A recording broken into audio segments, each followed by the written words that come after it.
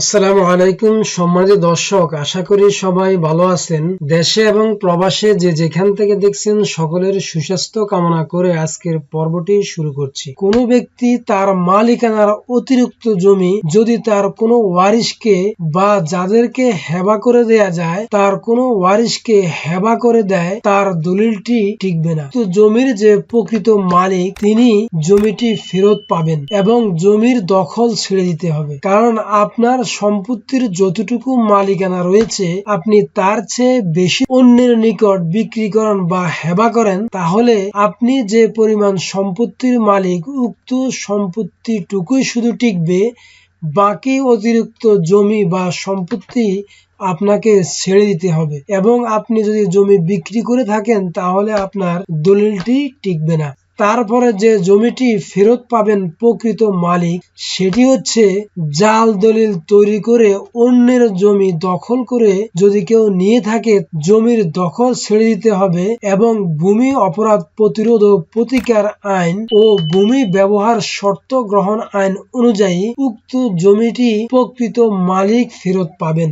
সহ উত্তরাধিকারীদের বা সহ ওয়ারিশদের জমি তাদেরকে না জানিয়ে আপনার মালিকানার চেয়ে যদি বেশি জমি আপনি বিক্রি করেন, তাহলে সহ ওয়ারিশদের জমি আপনাকে ছেড়ে দিতে হবে এবং আপনার দলিলটি টিকবে না। তারপরে যে জমিটি প্রকৃত মালিক ফেরত পাবেন সেটি হচ্ছে যৌথ সম্পত্তি তার মালিকানার অতিরিক্ত বিক্রি করলে উক্ত দলিল বাতিল হয়ে যাবে।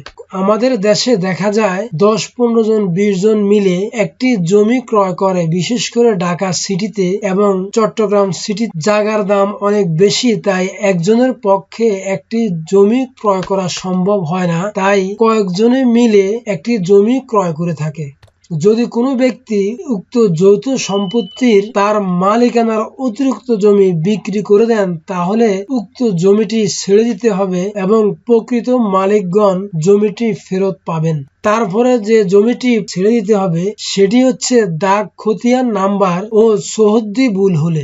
আপনি জমি ক্রয় করেছেন এক দাগে, ভোগ দখল করছেন অন্য দাগে, আপনার দাগটি আপনার খতিয়ান নাম্বারটি ঠিক নেই, তাহলে আপনার উক্ত দলিল বাতিল হয়ে যাবে এবং আপনার জমির ভোগ দখল আপনাকে ছেড়ে দিতে হবে। তারপর যে জমিটি প্রকৃত মালিক ফেরত পাবেন সেটি হচ্ছে যারা জাল জালিয়াতি করে ভুয়া দলিল তৈরি করে অন্যের জমি ভোগ দখল করে নিয়েছেন, তাদেরকে অবশ্যই জমি ছেড়ে দিতে হবে এবং জমির প্রকৃত মালিক জমিটি ফেরত পাবেন। তারপর যে জমিটি প্রকৃত মালিক ফেরত পাবেন সেটি হচ্ছে মৃত ব্যক্তির সম্পত্তি বন্টন না করে উক্ত জমির কোনো অংশ এওয়াজ বদল দলিল করলে উক্ত দলিলটি বাতিল হয়ে যাবে। জমির দখল ছেড়ে দিতে হবে। নতুন ভূমি আইন অনুযায়ী আসল মালিক জমি ফেরত পাবেন। কারণ হচ্ছে যিনি মৃত ব্যক্তি তার সম্পত্তি তার ওয়ারিশগণ পাবেন। ওয়ারিশগণের মধ্যে মৃত ব্যক্তির সম্পত্তি বন্টন না করে যদি কোনো সম্পত্তি এওয়াজ বদল করা হয়, তাহলে উক্ত দলিলটি টিকবে না, উক্ত দলিলটি বাতিল হয়ে যাবে এবং প্রকৃত মালিককে বা আসল মালিককে জমি ফেরত দিতে হবে। উত্তরাধিকারীদের মধ্যে বন্টননামা দলিল না করে তাদের অংশ উত্তরাধিকারীদেরকে বুঝিয়ে না দিয়ে জমি বিক্রি করলে উক্ত জমির দলিলটি বাতিল হয়ে যাবে এবং জমির দখল ছেড়ে দিতে হবে। যে উত্তরাধিকারীদেরকে বঞ্চিত করা হয়েছে উক্ত বঞ্চিত মালিকগণ জমি ফেরত পাবেন।